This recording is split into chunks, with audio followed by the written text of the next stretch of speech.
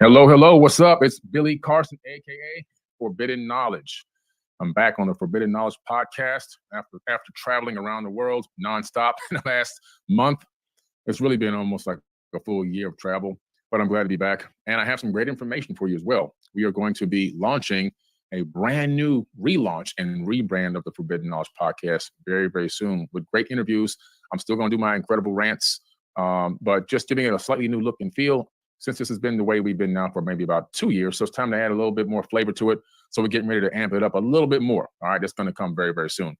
Thank you, every single person in the live chat. I see a lot of great comments. And yes, for those of you who don't know, and for those of you who do know, I can see a lot of congratulations in the live chat. I recently got married on December the 4th this year.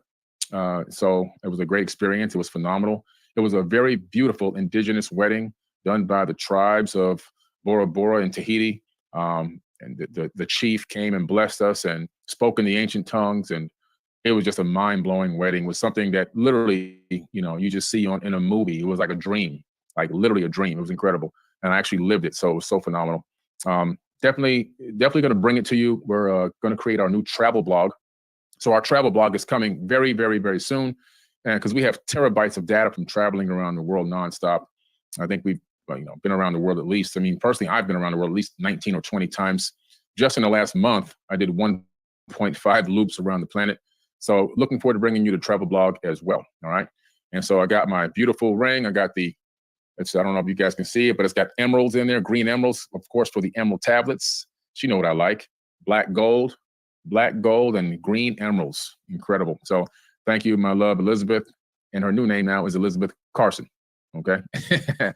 So it was amazing. And we're going to bring that to you very soon. We got married in Bora Bora. Now, what's incredible about Bora Bora, by the way, since we're talking about Egypt and ancient civilizations tonight, Bora Bora is the dipole of Egypt. As a matter of fact, if you draw a line through Bora Bora straight through the earth, you pop out at where? You pop out at Egypt. And according to the ancients, who actually owns, or who was that particular island area attributed to ownership of? Tahuti. Tahuti from Africa, aka both the Atlantean priest king. So it was a beautiful place, perfect timing, and got married on December the 4th, and that was at the Four Seasons at 4:44 p.m. and we did our forbidden nuptials. Listen, it's all about alignments. And what's crazy is it wasn't even planned to be like that.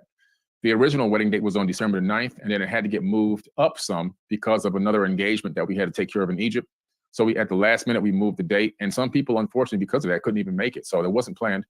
And then the Four Seasons, that was planned. But the start time was supposed to be 3 p.m. But we had some rain in the morning, which delayed some of the setup and allowed the actual ceremony to begin at 4:44 p.m. Just incredible universal clockwork. What can you say? Everything works out in divine time.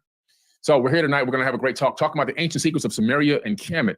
And what are these ancient secrets I want to talk about tonight? I want to talk about the ancient secret of longevity of life, extended lifespans that aren't really talked about in the mainstream. We've heard about, they got technology. We know they had great building techniques and they had advanced this and advanced that. Hardly anybody's talking about the lifespans. Okay, so we're going to talk about the lifespans tonight. The lifespans of these people from the ancient past, pretty much our ancient ancestors. And what I'm going to do is I'm going to go a little bit into the Sumerian kings list. All right. And then from the Sumerian kings list, I'll go the pre-Diluvian kings and probably into some of the post-Diluvial kings. And I'll start telling you their recorded lifespans. I'm going to show you the actual document that it's recorded on and tell you where it's located. Okay. And then I'm going to go into the Egyptians kings list. And we'll talk a little bit about the Egyptians and the pre-dynastic era, and then into the dynastic era and how they connected to the Sumerians, okay? And let me go ahead and just remove one spammer from the live chat because somebody's trying to spam. Oops, wrong button there. Let me find the spammer here and get rid of the spam real quick, guys. You got these spammers just nonstop.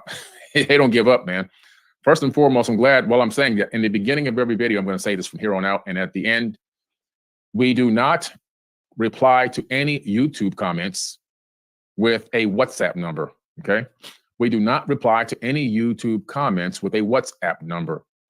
If you comment on YouTube post, whether whether it's on a community post as an image, or whether it's a poll, or whether it's a YouTube video, or any other kind of post that I make literally almost anywhere on any platform, we will not reply and tell you to contact us on a WhatsApp number.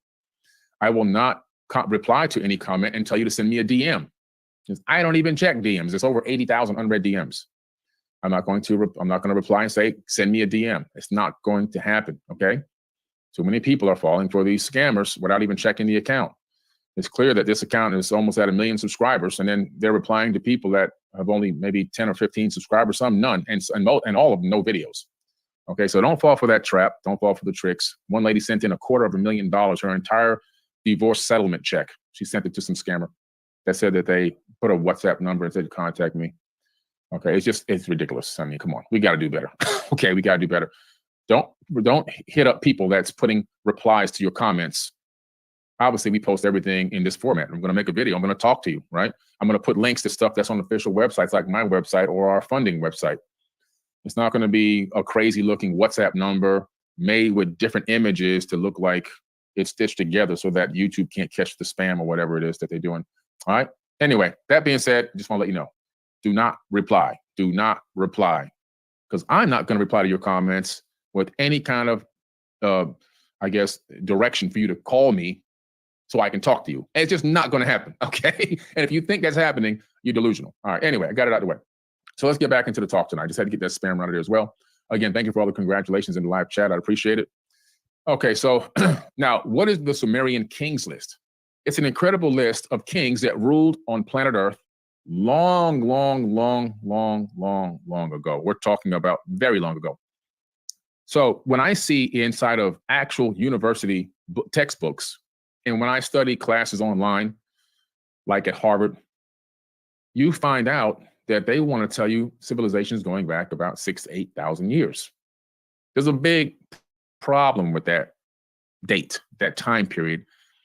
First of all, the reason why you're talking about between 5,000 to 6,000 is because that's about the average time that most of the Sumerian tablets are known to be, had known to be been existing or had been written. That date going back that far. And so that time period or that time frame got put into dogma, into religious systems, and then they now say the planet's only that old. It's a farce and it's a joke, because we know we found things on this planet hundreds of thousands, tens of hundreds of thousands, and even millions of years old. And so you can't just wish this stuff away out of existence just because your dogma tells you, no, this is the time frame. Well, where did the religions get the time frame? They got the time frame from the dating of most of the tablets. Now we know even tablets that go back further than that. So now what do they have to say? Well, they're not going to change their dogma, obviously. Okay. But the Sumerian kings list is incredible because it records the names of these kings. It records how long each king ruled, and it records the city that they ruled from. Okay. It records the city that they actually ruled from. Think about that. So we're talking about a high level of information. We're talking about a real account. And then when we go back, we meaning archaeologists, to the names of these places in Mesopotamia, which is now modern day Middle East, Iraq, Iran, Tehran, and all these places, guess what we discover? We discover remnants of those ancient cities. They actually existed. We can see the remnant structures in the ground, buried by sand, some sticking up above the sand, some underneath the sand, discovered through ground penetrating radar and LiDAR and everything else. So we know that these structures in these cities did exist, and the evidence, the physical evidence of them is still here today. I'm talking about everything through Assyria, Akkadian, Babylonian, Persian, all of that, Turkey. And then don't worry, we're talking about Africa too.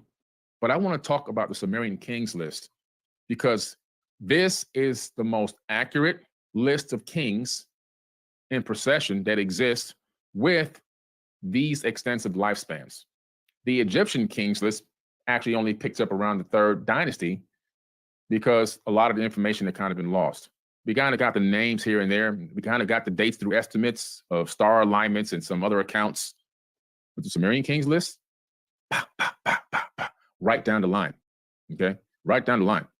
And what's incredible about this is you discover that they even let some women rule at some point. So some women even had kingship over the planet. This list is not ruling over a specific region of the earth, but over planet Earth itself. Pretty interesting. All right.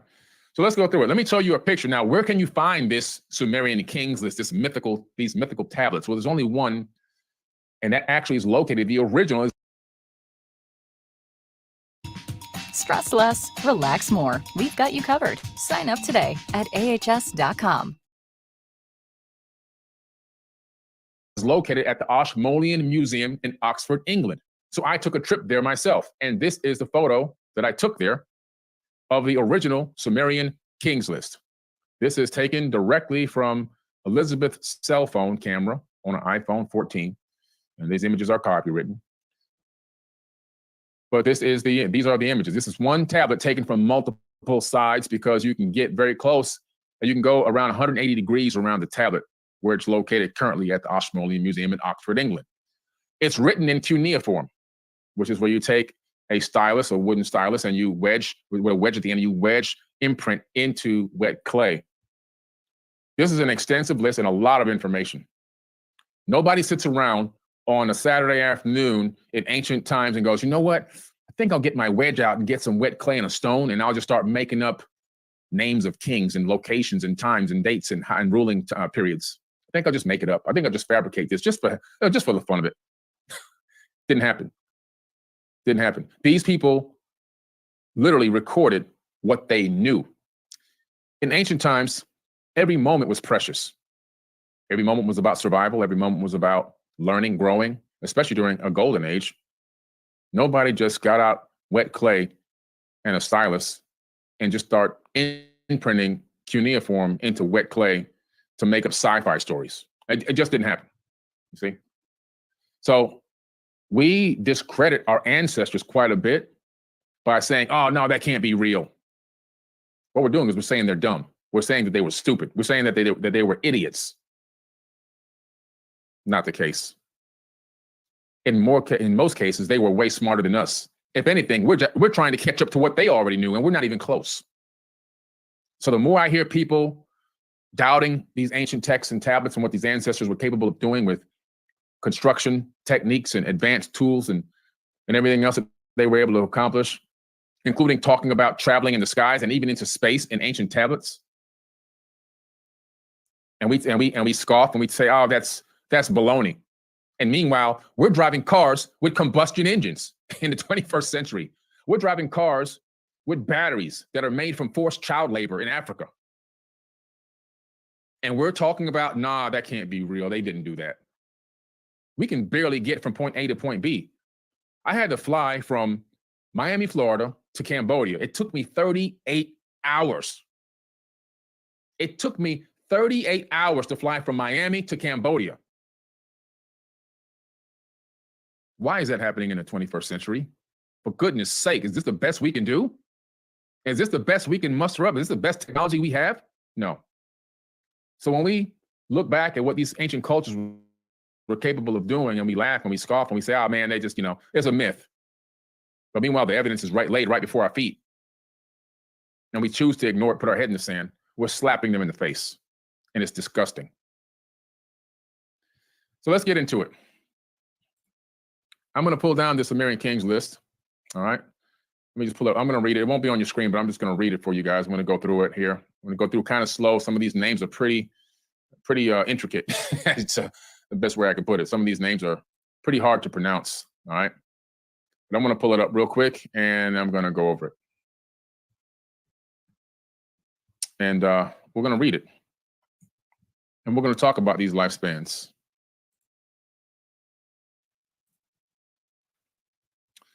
All right. The Sumerian Kings List translation. So what I'm going to start reading from here now is a translation of the actual tablet itself. All right. And let me pull this out and separate it from the other screen real quick. And then we're going to go into this.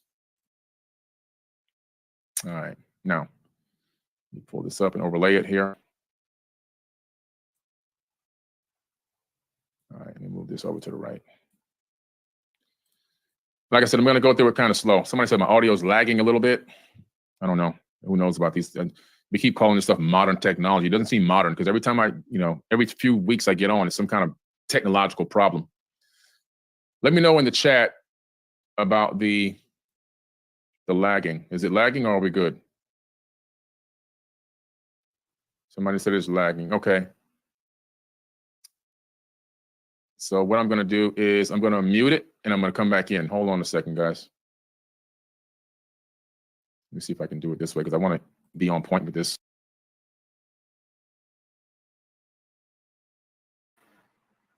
Okay. So I tried to refresh the soundboard. Tell me how it sounds now. Am I lagging or am I good now? Because now I just refreshed the soundboard. Am I on target? Am I, okay, I'm good now. Okay, perfect. So I refresh. Thank you, everybody. I appreciate that. Y'all so good, man. I appreciate it. So I'm gonna pay attention over here because if you see me lagging again, let me know and I'll stop and I'll refresh the soundboard again, all right? It's just technology. It's just, I tried to buy the best technology, but like I said, we keep talking bad about our ancestors and doubting what they were capable of doing. And they were able to communicate through stones. And I'm trying to communicate with you through high fidelity technological equipment. And I'm still having problems. You see, ridiculous. All right, let me get this straight. All right. And I'm looking up because I'm looking at a screen that's way above the camera. And for all you guys who are making donations, I appreciate you. After I get done, I'll go back and try to give you a quick highlight and an appreciation for making a donation. All right. The Sumerian Kings List translation. In the following translation, we're going to be going over the Sumerian Kings List located in the Ashmolean Museum in Oxford, England. And it begins here. After the kingship descended from heaven, they're talking about kingship used to be in heaven. Now, in these ancient references where you see heaven, they're not talking about heaven where the pearly white gates are. They're talking about heaven as meaning above the earth. And everywhere you see the word heaven, they're talking about these kingdoms that exist outside of Earth's atmosphere. They're not talking about the pearly white gates that everybody's fantasizing about. After kingship had descended from heaven, meaning that kingship was being ruled from space, not from the planet itself. And we know that the Sumerian god Anu, A-N-U, who was the head god at one point, he didn't like coming down to the planet's surface. He preferred to rule from the sky. After the kingship descended from heaven, kingship was in Eridug. In Eridug, Alulim became king. He ruled for 28,800 years. Let me say that again. In Eridug, Alulim, that's the guy's name, Alulim, became king. He ruled for 28,800 years. Think about that. They record these years in shars. A shar is 3,600 years. His total amount of years combined, according to these people, was 28,800. One man. That's just the time he ruled. How about how long did he actually live? They had access to monoatomic gold, colloidal silver, the elixir of life that they always talk about in these tablets. They knew how to transfer their mind from one body to the next. They knew how to create clones of their own body in something called the halls of Amenti in rejuvenation chambers and transfer from body to body, living amongst men, but unlike men, giving the impression to the people that they were eternal, that they were immortal. Then what happens? Alajar ruled for 36,000 years. Alajar ruled for 36,000 years. Two kings. They ruled for 64,800 years in one city called Eridug. So first, Alulim ruled for 28,800, almost 30K. And then here comes Alajar. I said, look, man, I'll take over for you. I got you back. I'll rule for another 36,000. Okay? The two kings, they ruled for 64,800 years. Then Eridug fell, and the kingship was taken to Bat-Tabiera. In Bat-Tabiera, Enmen-Luana ruled for 43,200 years. One person, 43,200. They didn't have the telomeres kept. Their telomeres aren't kept. We know that there was a genetic mutation to mankind around 200,000 years ago where telomere number, chromosome number 2 was taken out, fused together, and 2 telomere caps were put on this chromosome, one on each side. And the telomere was capped, meaning once it runs out of genetic buffer material, you begin the death process. Well, we know for a fact that prior to that, there's recordings of humans, Homo sapiens like us, which I'm going to talk about tonight, living for way more than 60, 70, 80 years. But with the cap, the maximum lifespan is 120 years. And what did they find out at Harvard University? The maximum lifespan of a human being under the most pristine conditions and health is about 120 years. Even Star Trek copied that same thing because they've got the right conditions there in that particular century. So the maximum lifespan of a human being in the Star Trek series is 120 years because they know about this stuff. They put it into Hollywood to make you think it's incredible, but it's just facts. That's incredible. So now we know that he ruled for 43,200 years. Enmen-Galana ruled for 28,800 years. Dumuzid, the shepherd, ruled for 36,000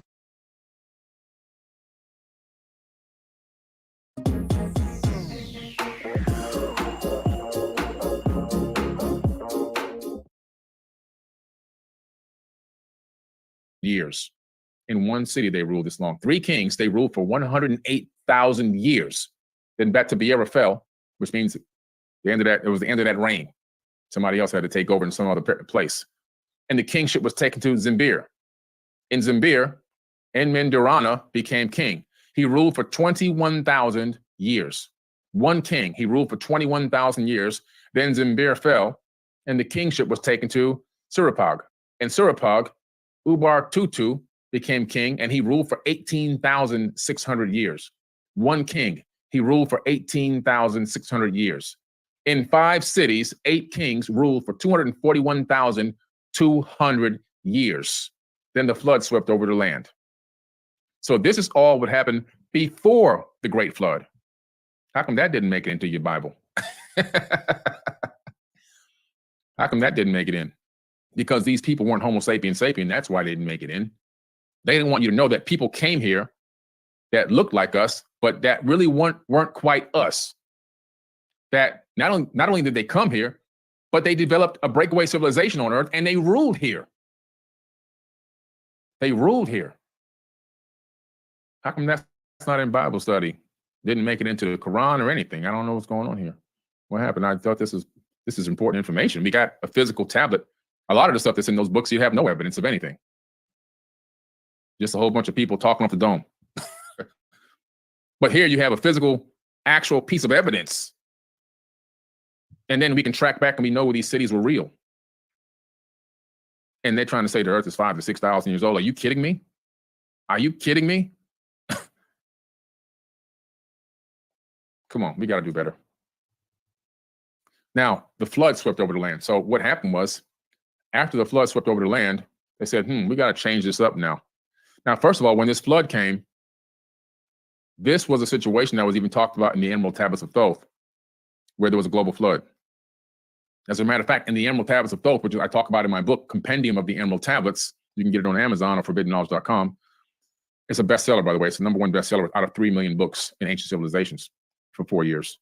Thoth, in the opening scene, is talking to his father about the flood is finally beginning to subside, and that the rush of fountains have slowed down, and that ancient temples are coming up out of the mud. And his dad tells him to get a crew together and go to the land of Chem and rebuild civilization. He said, rebuild, okay? Somebody wanted to know if we can drop the link so they can read along with it. I'm going to drop the link in the live chat. Thank you, LaRon James. I dropped the link to you from where I'm reading from so you can have a copy of it as well. I just dropped it in the live chat, okay? Appreciate you. Thank you, Ashley, Nicole Long. And thank you to anybody else who made a donation. I just haven't seen it yet, but I'm going to try to give you guys a little representation towards the end of this talk, okay?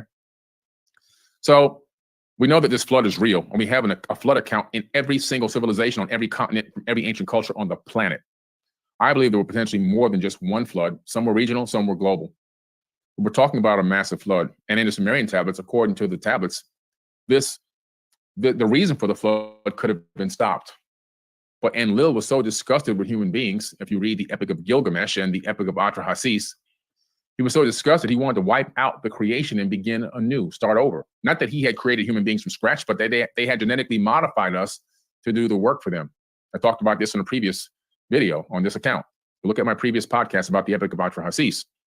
And so he was like, let's wipe him out and start fresh.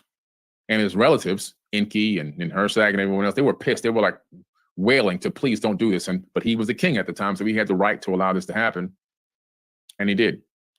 And so what Enki did was he contacted some of his people on Earth and said, look, there's a situation about to go down, and I need you guys to be prepared for this. So I'm going to give you these floor plans, and I need you to build this structure. I can't do it for you because it's going to look really suspect if I do it. But I'm going to give you these instructions and allow you to go ahead and, if you listen to me, you'll escape this calamity. So he went to Ziazudra, aka Noah in the Bible, but his name is Ziazudra, and he gave him the plans on how to build an ark. And this ark wasn't the shape that's described in the Bible. It wasn't the shape of the one described in the Bible. It is actually the shape of a disc. And this tablet has been discovered. It was discovered about 4.5 years ago, and it's now public knowledge. Just look for the Ark of Ziazudra stone tablet discovered. Google it, you'll find it. And it was cut up into sections like a pie on the inside. And his instructions were to gather up his local flock and any local animals and flora that was in the area and take on the ark with him, of course, with some meals and so forth and some water and everything else, right? Not to get 2 of every kind from around the planet. 2 cockroaches and 2 fleas and 2 lizards and 2 false information, fake news. Didn't happen. And we have the physical tablet. We have the physical evidence of the tablet, which gave the instructions on what to build. There was a disc, almost looking like a UFO shape, not a big giant boat that they've been teaching y'all for generations and generations. Fake news. It's fake news. They taught you a bunch of lies. It's a disc, and we have the evidence. We have the physical evidence. How come the Bible hasn't been rewritten now? Yeah, come on, been rewritten. Anyway, so after the flood had swept over and the kingship had descended from heaven, the kingship was in Kik. In Kik, Jakur became king. He ruled for 1,200 years. This is interesting. Kulusiana Bel ruled for 960 years.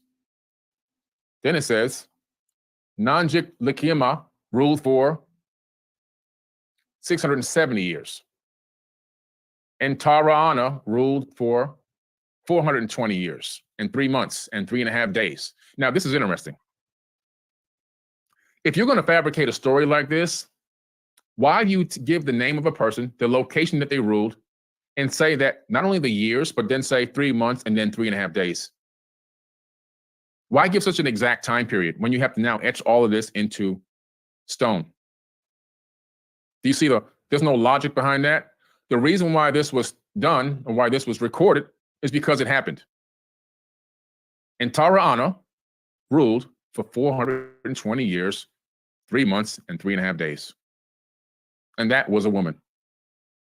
So there's a record here of a woman ruling for 420 years in these tablets. Baboom ruled for 300 years. Then we have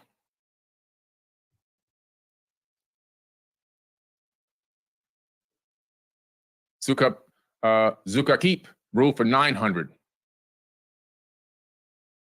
And you got all these, broken pieces of this tablet, so some of that you can't read. And then you have Atab, who ruled for 600 years. Makta, the son of Atab, ruled for 840 years. Aruim, the son of Makata, ruled for 720 years. Itana the shepherd, who ascended to heaven and consolidated all the foreign countries, became king, and he ruled for 1,500 years. Listen to this again. This is very important. Itana, the shepherd, who ascended to heaven. He went up from the ground into the sky, not to the pearly gates heaven, into space. And what did he do?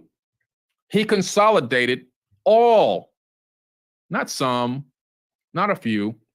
He consolidated all of the foreign countries. He made one giant kingdom and became king and ruled for 1,500 years. How come this is not being taught everywhere?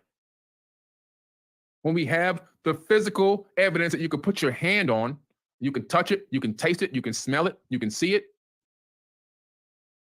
We know that it's real. We know that these cities are real. Why isn't this being taught anywhere? I don't understand. What's the problem? What's the problem? Because it breaks down dogma. It breaks down falsehoods. It breaks down fake news. That's why. It destroys it. This one tablet will destroy any religion. This one tablet destroys any religion. I mean, I can go on and on and on. This thing is crazy. Look at this. Bali, the son of Etana, ruled for 400 years. These people understood the longevity of life. Enmenuna ruled for 660 years. Melemkik, the son of Enmenuna, ruled for 900 years. 1,560 are the years of the dynasty of Enmenuna. Cesar, the son of Zamug, ruled for 305 years. Iku ruled for 900 years. Itasadum ruled for 12.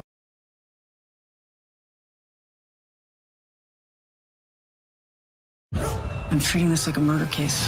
You don't really think we're gonna find them, do you? We are this close. Some questions just don't have answers. True Detective Night Country, streaming exclusively on Max. 100 years. Enmeg Barajesi, who made the land of Elam submit, became king, and he ruled for 900 years. Aga, the son of Enmen Baresi, ruled for 625 years. 1,525 are the years of the dynasty of Enmeg Barasi. 23 kings, they ruled for 24,510 years, 3 months, and 3.5 days. Then Kik was defeated, and the kingship was taken to Iana. Do you see the detail in this? Do you see how intricate this is? How much effort had been put into this information? We got a Bible thumper in here. Chuck says, Guy, this is not true. He has no standard of truth. Jesus is the truth. The Bible has more evidence than what he's saying. Chuck, you need to do a lot of research, Chuck. You know why? Because the Bible is copied from all the ancient tablets that I've studied. And anyone who is an expert in ancient tablets or has studied even the origins of the biblical text will tell you that the Bible was copied from ancient text and then remixed. I'm sorry to break down your belief system. I'm sorry to rip it away from your core as you stand or sit wherever you are on this planet. But you've been fooled. Was Jesus a real person? Yes, but his name wasn't Jesus because Jesus means hail Zeus. That's Isus. Jay didn't even exist till more recently. So you're talking about hailing Zeus. You're talking about one of the ancient Greek gods, which goes back to an ancient Sumerian god named Anu. Number one, his name is Yeshua. So if you're going to believe in this person, at least call them by their right name. And by the way, Chuck, if I asked you a question, I bet you couldn't even answer it on this live. You love him so much. What was his brother's name? Where did he travel from the age of 12 to 32? Where was he when he wasn't in the biblical text? Where did he go? People claim to love this man so much. I think he was a great person, personally. I think his teachings were incredible. I think what he learned when he learned the Egyptian mysteries was also incredible. And what he tried to teach people was that we are gods walking in the flesh and the power of the creator is inside of us, by the way. But people claim to love, quote unquote, Jesus so much, but they know nothing about him. They can't give you any details. They know nothing. They haven't done any research on the ancient text. They haven't translated the English version of the biblical text back into Aramaic.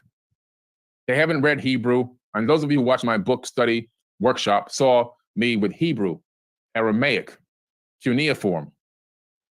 And of course, I've gone through all of these tablets. And in the compendium of the Emerald Tablets, I give you the biblical verses versus the ancient text verses. And you see that the Bible just copied information from the old tablets and text scriptures, papyruses, and cylinder scrolls from around the world, and then remixed it, put their own little touch on it so they can improve slavery and dogma and killing and everything else. All right. But that's many podcasts I've done on that. So I'm sorry, Chuck, to rip away your belief system. It's hurting you at your core that what you've been following has been based on ancient texts and tablets from around the world with a man, I do mean a man's touch put on it to manipulate and control the masses. You should watch my podcast, Could the God of the Bible Be Satan?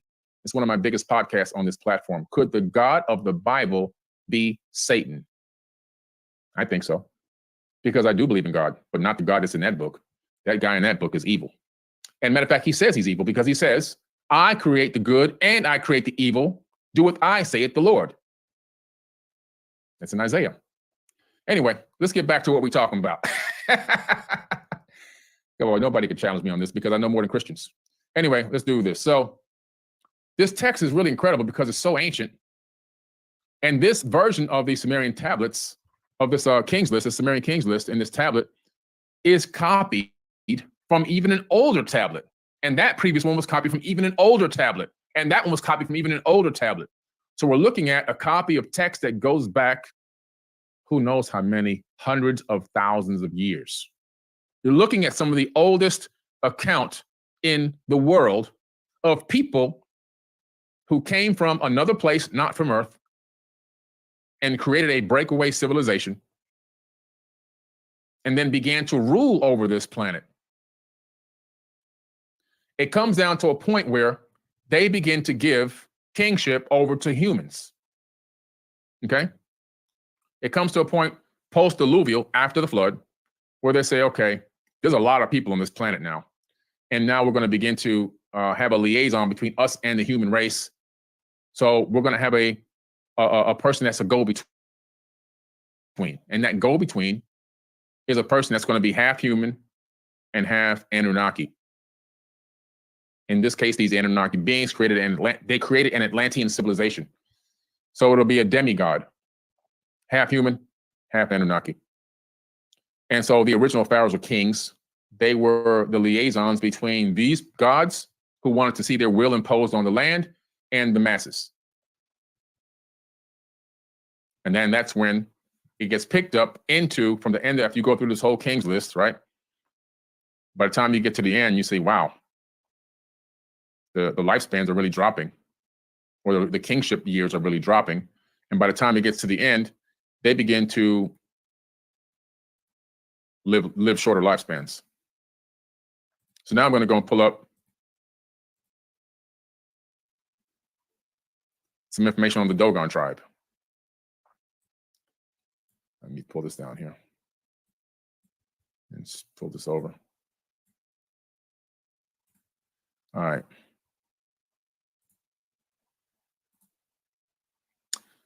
So now, this is me.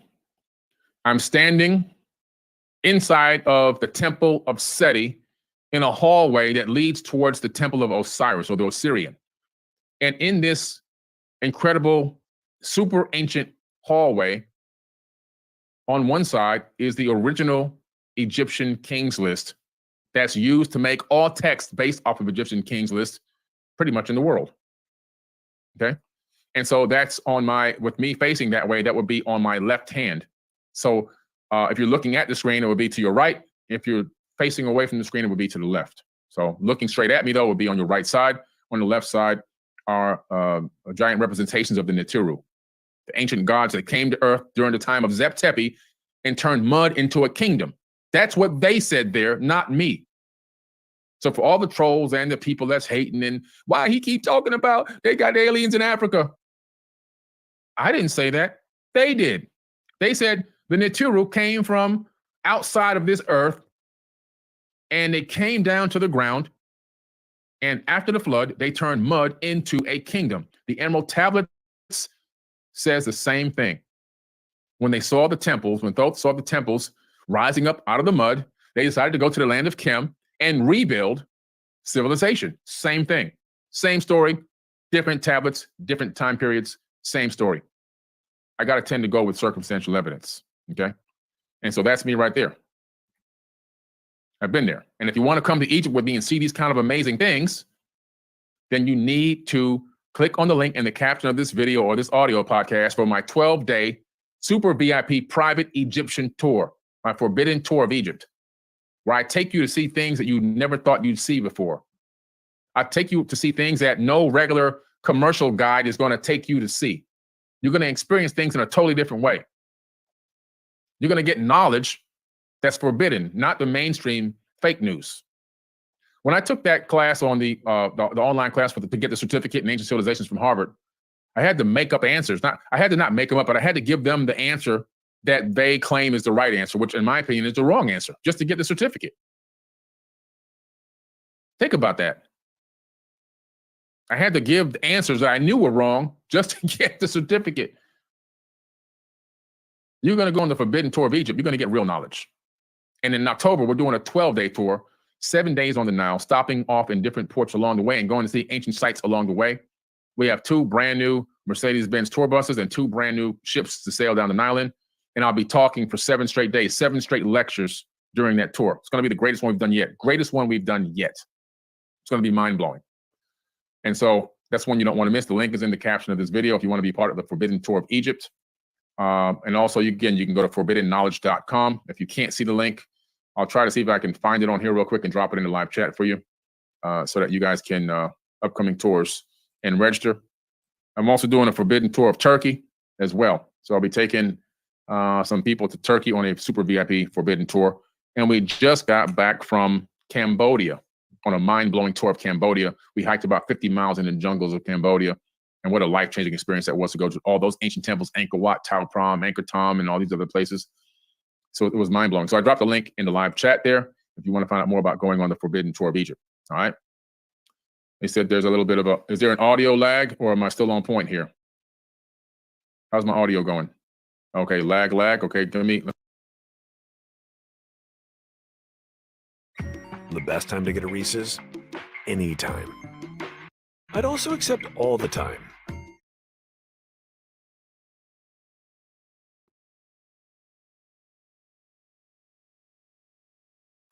Okay. Hopefully that refresh fixed the lagging issue.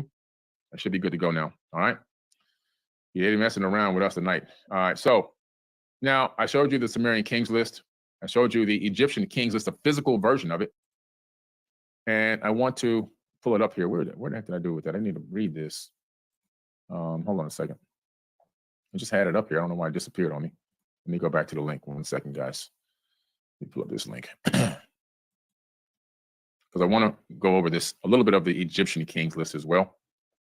Here we go. Okay. Here we go. Now, so the Dogon tribe, back to where I was talking about. So the Dogon tribe right now are in Mali, Africa. Now, what's interesting about the Dogon tribe is they literally were the original inhabitants of pre-dynastic Egypt, or AKA the land of Kemet. Okay. They were the people that were inhabiting the land of Kemet. And they were the people that had, and still do, have significant knowledge that has baffled scientists for 4 or 5 decades now since they've learned about them. And so the Dogon tribe, we can date back to at least so it would be 7,200 to 7,300 years that they were already in Kemet before it was called. Long before it was called. Egypt is a fairly new name. It's a Greek name. The land of Kemet. Okay. And so you had Kemet, and later on, Kemet got broken up to Egypt and Nubia, which are still really the same damn place. But the Dogons had a significant knowledge of the universe. And scientists were baffled because some of the knowledge that the Dogon tribe had, modern science hadn't even acquired yet. It took them even some time to figure out or find some of the stuff that they were talking about. They knew about a trinary star system located in Sirius, 3 stars orbiting each other. They knew that one of the stars, Sirius B, had literally lived this full lifespan and ran out of fuel. Some stars, when they run out of fuel, they'll actually explode, okay, and turn into a supernova. It depends on how much mass the star has. Some stars aren't big enough to go supernova, like our star, the star we have that we orbit. And yes, we orbit a star. We don't orbit the moon like these new, I don't know. Anyway, it's another podcast. So we're orbiting our star. Our sun itself is lived half of his lifespan. Our sun is only got about 5 billion years left to live. Now that sounds like a long time because humans only live for about 80 years, 85, 90 if you're lucky on average. That's like a really good life, right? But 5 billion years is the blink of an eye on geological timescales. Literally blink of an eye. in 5 billion years, our sun is not going to go supernova. It's going to expand into a red giant. As the nuclear fusion begins to deplete and the heavy elements begin to deplete, it's going to expand into it's going to begin to lose its gravitational force of locking it down, and it's going to begin to expand. And as it expands into a red giant, it's going to increase its size, maybe even 2/3 of what it is now. And it's going to swallow the inner solar system, completely swallow it and disintegrate the planets. Mercury, Venus, Earth, Mars, Ceres, Ceres, Ceres, that's the fourth planet from the sun that nobody talks about, is all going to be incinerated. This is why creating a breakaway civilization and leaving your star to go somewhere else and create a breakaway civilization is the norm for any advanced race of people. It's normal. It's not something special. People coming here from another star, oh man, why would they do that? How could they? It's normal. We're the ones that's behind. At any point, at any given day, in any given moment, this planet can be destroyed, either whole or in part. In whole, via a geological disaster. By what? By things that we can't control, like comets and asteroids. Like we have Apophis coming back in about around 2036. We got all these other major potential calamities between comets and asteroids that are going to scrape by the planet. Then you have 30,000 nuclear bombs pointed at ourselves while we're still on the planet. They're not here to protect us from outside threats. They're here to kill ourselves while we're sitting on top of the planet itself with no escape pods. So it only makes sense to get off world and create a breakaway civilization, which is exactly what happened here. And we have the evidence in writing carved and etched into stone all over this planet, etched into stone, saying that's exactly what happened. The Dogon tribe, what did they say? You want to have pride in your ancestors? You want to feel good about your ancestors? Well, don't spit in their face then when they tell you that the Nomo came from another star named Sirius B and brought them advanced knowledge of the universe. They came from space to this planet and sat with these people and taught them about star systems, planetary alignments.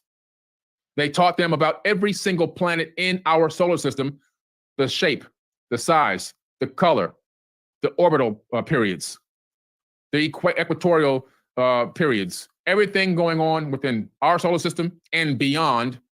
They had this advanced knowledge and still have it till this very day. They have this special ritual called the Ziggy, where they put these masks on and they do these alignment rituals only when specific stars and planets are aligned in space.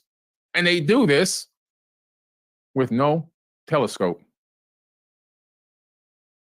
And they know about these orbital periods of trinary star systems with no telescope. By the way, Sirius B can't even be seen by the naked eye on a great night. Because it's a failed star, it ran out of fuel, it became a white dwarf. Just like our sun is going to become a white dwarf, which is the point I was trying to make. Our sun's going to expand and it's going to shrink to a white dwarf. They even knew how much mass was in the white dwarf. You see, just because the sun shrinks down, it doesn't lose its mass. What happens is the mass is compressed and condensed so that one spoonful, if you were able to take a spoon and take a spoonful of the mass of a white dwarf, every human being on the planet together couldn't lift it. The Dogon tribe know this. They've made that exact statement. So they understand astrophysics on a level that we had to discover much, much, much later than them.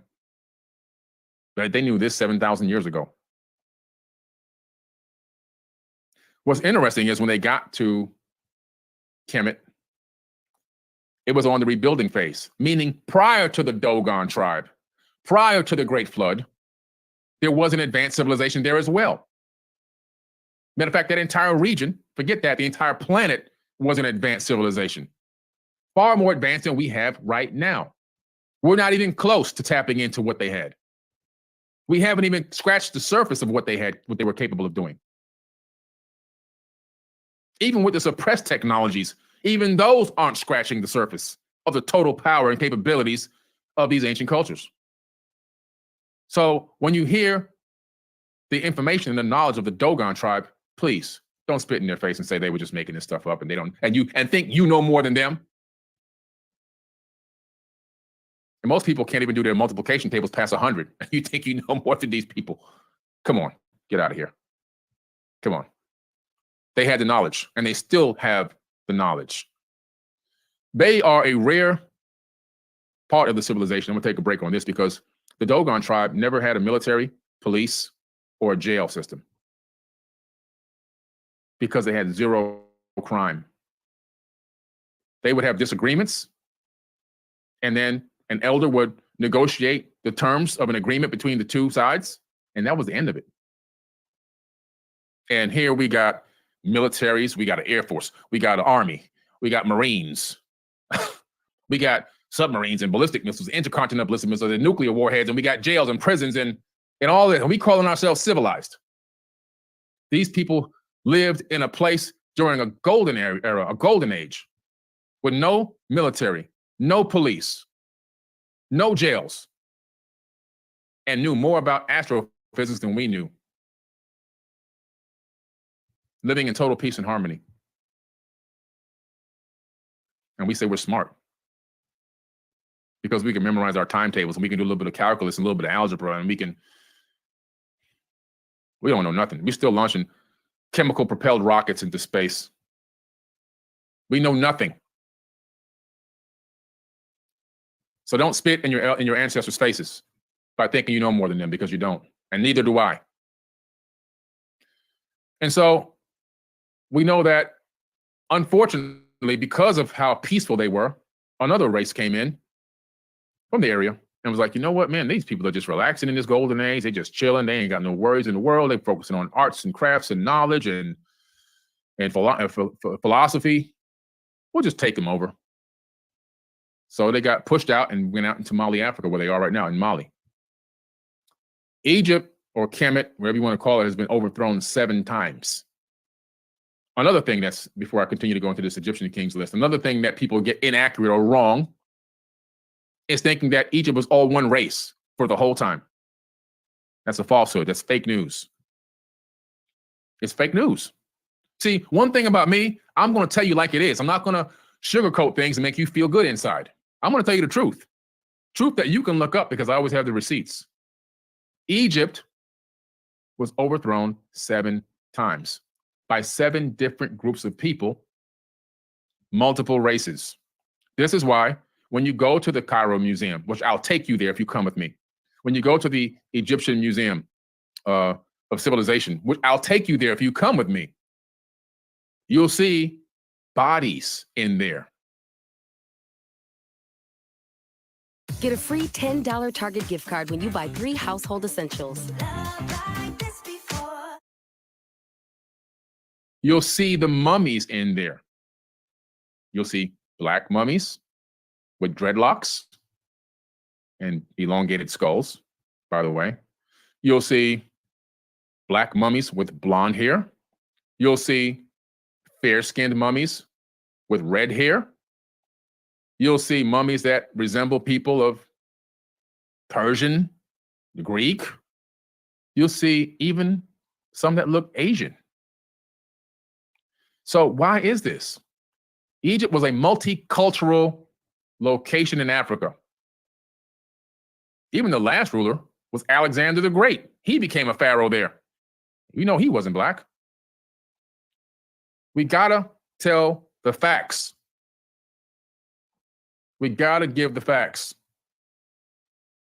If you're a person that's believing that Egypt was black from the day it started until the day that I guess it fell and the Arabs moved in, that you're being delusional. You don't know what you haven't studied history enough. I'm not coming down on you. I'm just saying we got to stop spreading false information.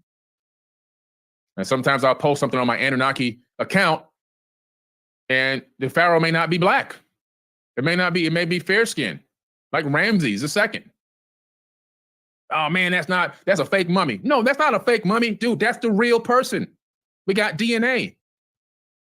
King Tut, he was my color, my skin complexion.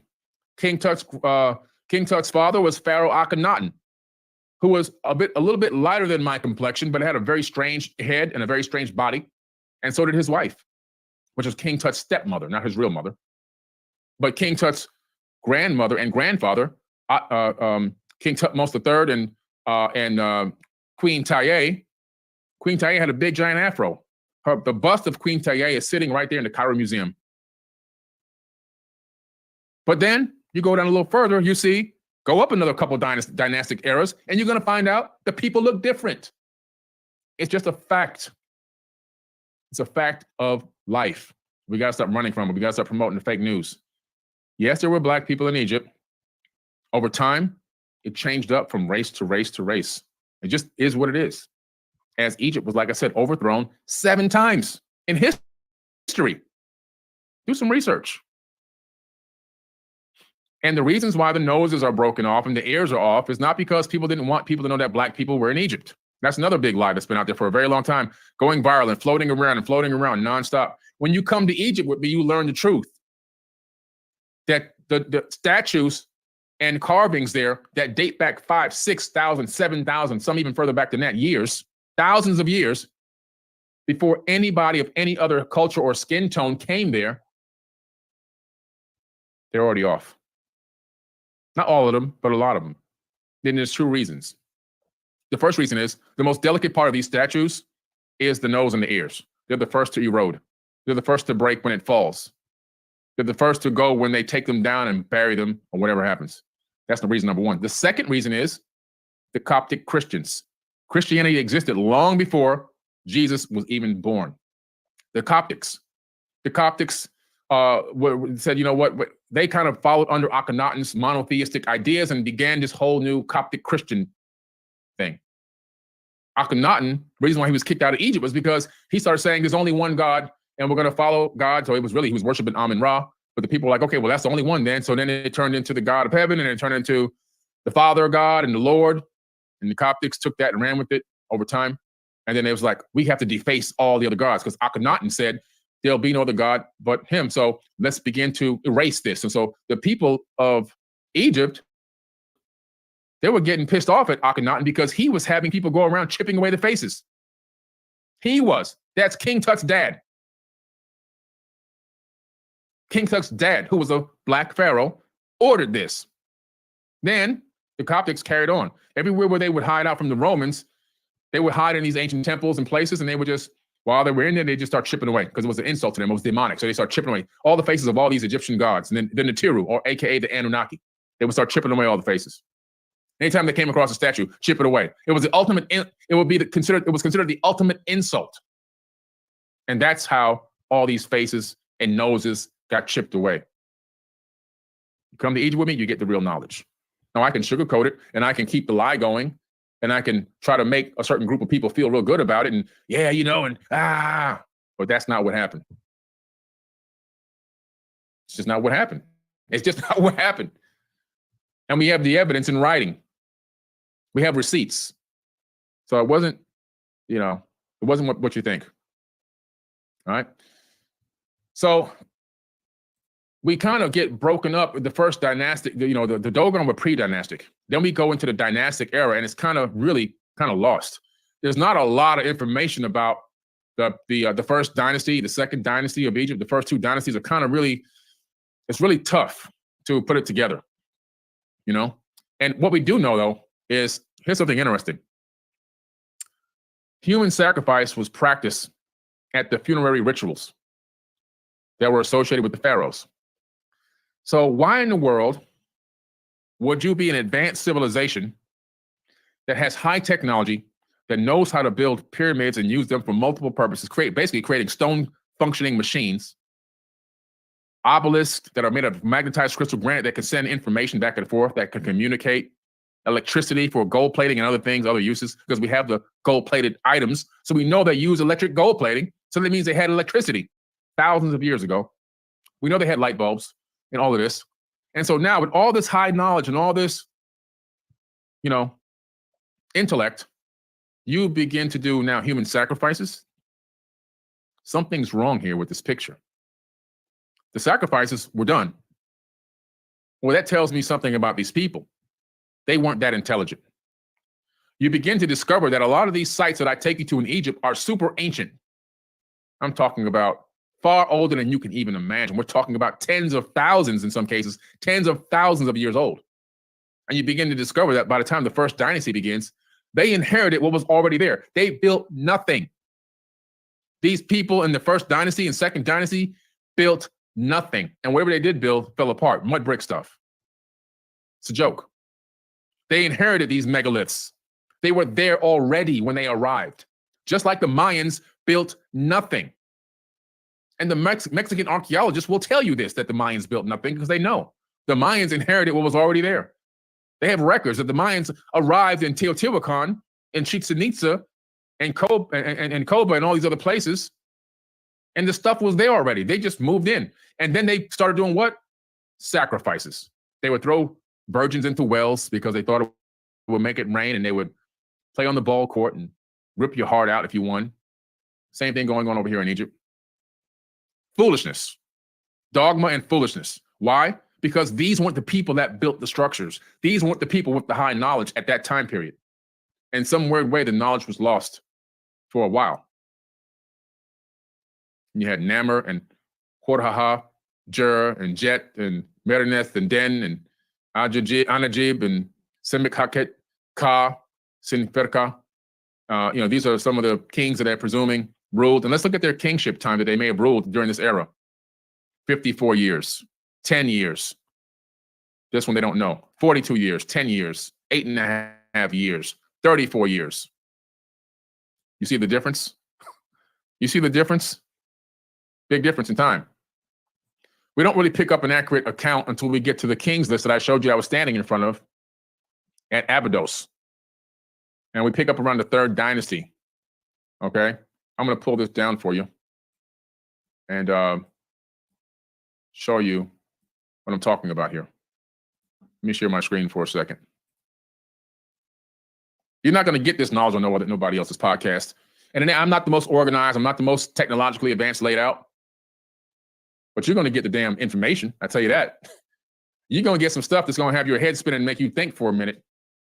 And the reason why it's going to make you think and have your head spinning, because you know I got the information to back it up. This is not I'm not on one of these off the dome videos. There's a lot of those out there, or people who are just reading straight from the mainstream report. I'm giving you on-site knowledge, backed up by texts and tablets and recordings and hieroglyphs, verbal histories. You see? There's a difference there. Let me share this screen. You got it. So we're going into the 3rd dynasty. So you can see the old kingdom picks up around 2649 to 2150 BC. Okay? That's BC. If you don't know, that means before Christ. Now they're starting to use BCE, which means before current era. So if you want to go before Christ, add another 2000 onto this number to get a real time period. Okay? So you're talking about 4,649 years ago, roughly. All right? And you can see we got the names of some of these kings from the Old Kingdom in the 3rd dynasty. Zenaket, Zojer, Simachet, Kaba, Huni, Sneferu, Khufu, Jezbere, Khafre, Nebuchadnezzar II, going into the 4th dynasty now, Menacure. And even these, these people here in the 4th dynasty, in my opinion, they inherited some of the pyramids that were already here and put their name on them. So they put their name on some of the pyramids. That's my personal opinion. After looking and being inside of them, like in the 3rd dynasty, the Dosher, okay? That's the bent pyramid. That pyramid is a gigantic diagnostics tool, and it's so sophisticated. I've climbed on the inside of that pyramid from the bottom all the way to the top on the inside and took people with me. I'm in videos all over the place with the inside of this pyramid. This guy, in my opinion, put his name on it. Said, "Hey, this is mine. We're responsible for this." I doubt it. I doubt it could have been built in his lifetime, yet alone the time he. Have you been feeling sad most of the time, losing interest in things you once cared about? You may be experiencing these and other symptoms that are difficult to understand. These symptoms are worth exploring with a doctor. Learn more about major depressive disorder and a potential treatment option at managingdepression.us.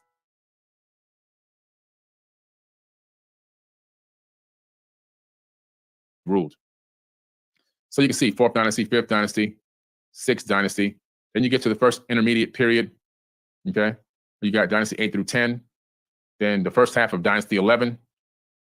Then you get to the Middle Kingdom. And then it goes second half of dynasty 11. You can see all these kings here ruling. Dynasty 12, 13, 14 through 16, 17. Then you get to the New Kingdom era. And now you're getting into the time of the grandfather of King Tut. As you can see, Thutmose III there. Amenhotep. Let me see. Hold on. Is he Thutmose III or is he Amenhotep? Let me see. Hold on. Let me just check this real quick, guys. I want to make sure I give you the right information. I could be off. I could be one or the other. Let me just look real quick. I'm going to make sure I'm not giving you anything wrong. It could have been Amenhotep. Now that I saw that name there. Just want to make sure. Yeah, Queen Taye. Okay, so I was saying Thutmose III, but it's not Thutmose III. Please erase that from your brain. It's Amenhotep III. Once I saw Amenhotep III there on that on this king's list, I realized it was Amenhotep III, not Thutmose III. Okay, so that's what it is. It's Amenhotep III, who ruled around 1390 BC to 1352 BC. That's King Tut's grandfather. Let me see if I can move this up and highlight it. Okay, that's King Tut's grandfather, Amenhotep III. So he's all the way, King Tut is all the way up into the 18th dynasty. Well, his bloodline kind of becomes recognizable, I should say, around then, because some famous things happen with Amenhotep III and Queen Taye, and then leading into eventually, obviously, what happened with him and his demise. But all these kings here, what you can see on the right-hand side, their ruling periods. They're not that long. Very short periods in kingship. Extremely short. Now we're down into the 26th dynasty, 27th. You see what it says right here? Persian. The 27th dynasty is Persian. The 26th dynasty is Scythe. The 25th dynasty is Nubian. So in the 25th dynasty, the Black kings returned. Okay? They returned in the 25th dynasty.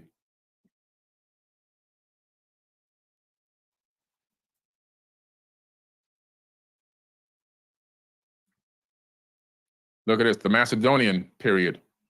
Alexander the Great. You know about that. And then you even have the Ptolemaic period. So when I tell you that multiple people ruled over Egypt, I'm not making it up. I know what I'm talking about. Let me unshare my screen now. I know what I'm talking about, okay? When I tell you that there's time periods where civilization in Egypt itself has risen and fallen between cultures and races. It's a fact. It's an absolute fact, all right? An absolute fact. So, yes, there were Black kings and queens, but there were also Persian kings and queens. There were Greek kings and queens. There were Nubian kings and queens. There were, I mean, you can just, the mix goes on and on and on. Various kings and queens over different periods of time, meaning different races of people over periods of time. You can see them inside of these museums. The bodies are there. But the point I'm trying to make is they understood initially, before the Great Flood, the Sumerian kings, they understood the secret of longevity of life. They understood the secret of immortality through a couple of means. Like I said before, the elixir of life, which included monatomic gold and colloidal silver, along with a few other herbs they would add in there. They also understood how to transfer their consciousness from body to body through these many halls of Amenti that existed around the entire planet. If you come to Egypt with me, I will take you to one of the halls of Amenti. I will take you to one. I will let you touch an actual rejuvenation chamber. You will see them. You will feel them. You will see solid diorite warped by an energy beam. You can't warp diorite without breaking it. It doesn't warp. But you'll see solid diorite warped. You'll see a gigantic rejuvenation chamber that's been warped by some type of an exotic energy field. And you can touch it. You'll see things that you never thought would exist on this planet. That's what I do when I take people to Egypt. It's a trip of a lifetime. We do incredible things. All right. And we have a great time, by the way. We have a really, really good time. As a matter of fact, let me show you this real quick. Let's see if I can find it here real quick. Where are we? Video clips. Check this out.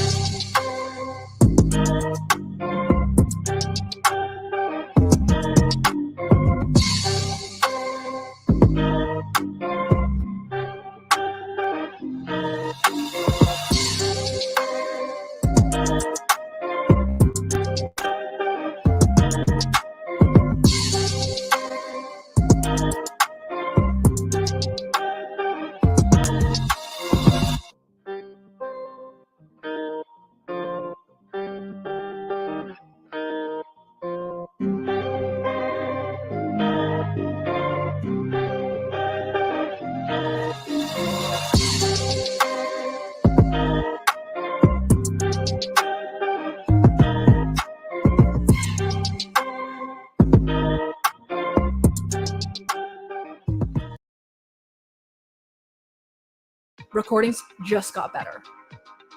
Hey, it's Dana from StreamYard. I'm so excited to announce that local recordings are now available on StreamYard. Have you ever done a recording where your guest just had terrible internet issues? They were blurry, they were freezing, you could almost hardly hear them. Well, with local recordings from StreamYard, you'll be able to download a perfect quality video from your guest after the show. This means that no matter what you or your guest's internet connection is like, you'll be able to download the perfect high quality recording every single time.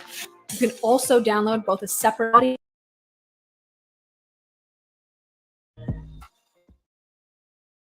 Hey, we have a great time whenever we go. We're going to do the biggest and best tour yet coming up next year. If you want to be a part of that, make sure you register ASAP. That tour is already about 50% sold out. It's going to be a mind-blowing tour. I'll be speaking 7 days in a row on the Nile cruise. We're going to spend 12 days together going throughout Egypt. And we're going to have 9 private visits. A private visit is when we show up, all tourists must be gone. There is nobody there but us and our team, our forbidden family, nobody else. That is how you do Egypt, private. We'll have a private dinner inside of an ancient temple. Oh, it's going to be one of the most incredible trips you've ever gone on in your life. And the food's going to be amazing. We know all the right spots. We have the right type of chefs. Everything is done. The food is handpicked, not just your run-of-the-mill food, so you don't have to worry about getting sick. So we're going to have a great, great time in Egypt, and the link is in the live chat, also in the caption of this video, all right? It's going to be a mind-blowing trip and a life-changing trip, and you're going to see things you never thought you'd see before. A private visit inside the Great Pyramid, and we're going to have the priest open up the subterranean shaft. Nobody even gets a chance to go down there. The subterranean shaft goes deep underneath the pyramid, and then once it goes down about 65 meters, you go down to another area that goes straight down, where you can go way down beneath the pyramid to the lower levels. It's something that less than 1/10 of 1% of the world will even know exists, and then even half of that will even get a chance to go down.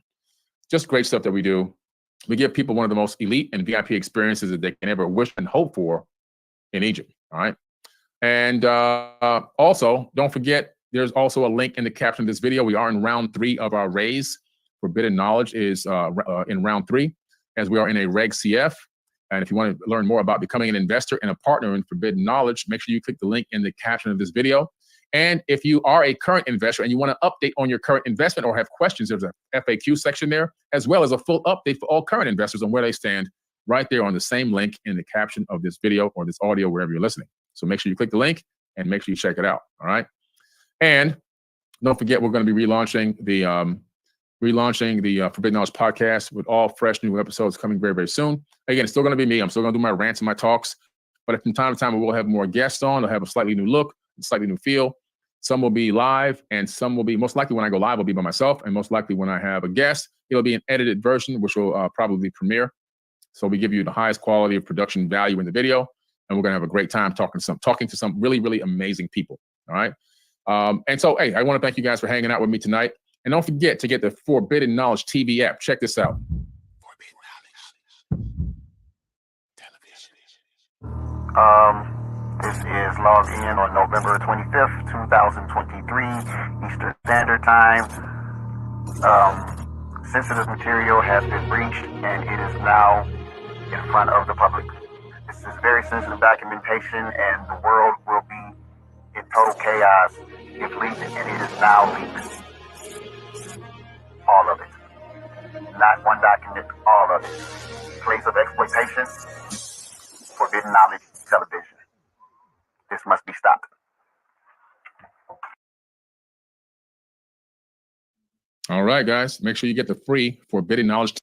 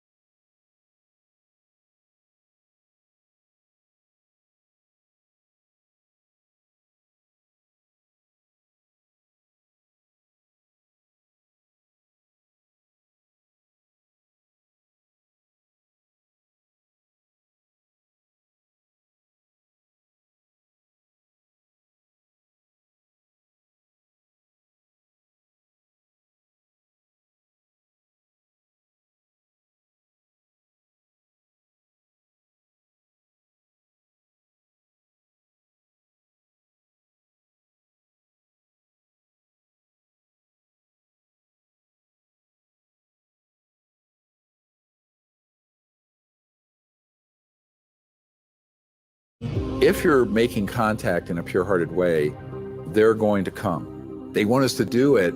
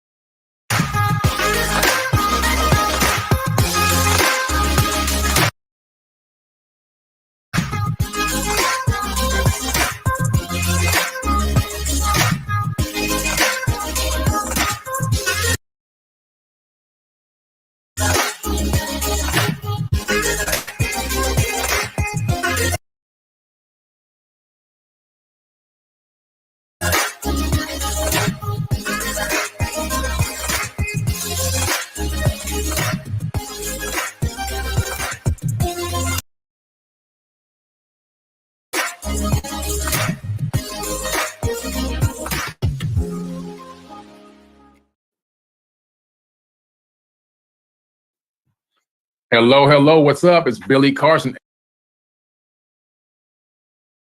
aka Forbidden Knowledge. Don't forget the foe. Forbidden Knowledge. Hello, hello. What day is it? Well, who are you, first of all? Welcome on this great day. My name is Elizabeth Carson. That's right. Carson. So welcome to the Pop-Up Podcast. Yes, welcome. Whatever day it is, they all run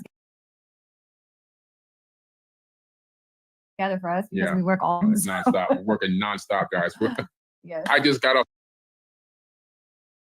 of a meeting with somebody in Australia. Then I did an Instagram live. Yeah. Now I'm here doing this pop-up podcast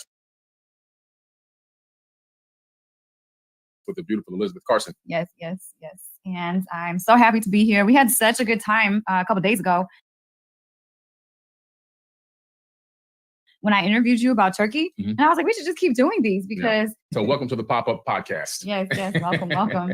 Whatever day it is, they all run together for us because Yeah, we work all of I know. them. It's nonstop. We're working nonstop, guys. Yes. I just got off of a meeting with somebody in Australia. Then I did an Instagram live. Yeah. Now I'm here doing this pop podcast with the beautiful Elizabeth Carson. Yes, yes, yes. And I'm so happy to be here. We had such a good time a couple days ago when I interviewed you about Turkey. Mhm. And I was like, we should just keep doing these because I learned so much. Mhm. And I think I can kind of resonate with the people that don't know all of what you know. Yeah. So I can ask you questions that maybe the average Joe as myself, Mhm. not an expert in ancient civilizations and all that. I can ask you, good questions. Yeah, you asked great questions. Yeah. Great yeah. questions. Yeah. Absolutely. So, we're going to go in tonight. We're going to talk about ancient cities built by the Anunnaki. Yeah. And primarily the ones we're talking about are located in ancient Kemet, which is now known as Egypt. And I think there's a misconception that I want to talk about right off the bat about Egypt. A lot of people think that Egypt is in the Middle East. It's close to the Middle East, Yeah, very close. but it's actually an African country. Yeah. It's part of Africa. Yes. Okay. Just in case, because I just saw something on my feed earlier where two people were arguing over whether Egypt was in Africa or the Middle East. Mm. And the guy was like so adamant that it was in the Middle East. And I said, no, man, this is crazy. This guy really doesn't know. It's not in the Middle East. It's in Africa. Yeah. Yeah. Well, yes.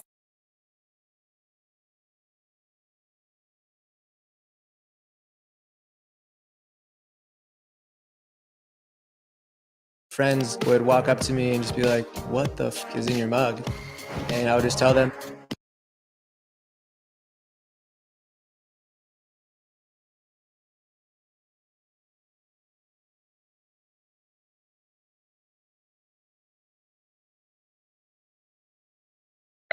about Egypt.